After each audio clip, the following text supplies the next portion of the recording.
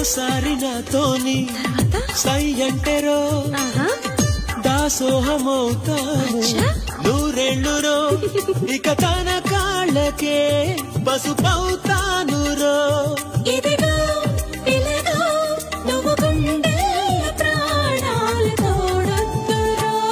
నీ నడుము పైన ఒక మడకై పై జనమలోనైక పుడతా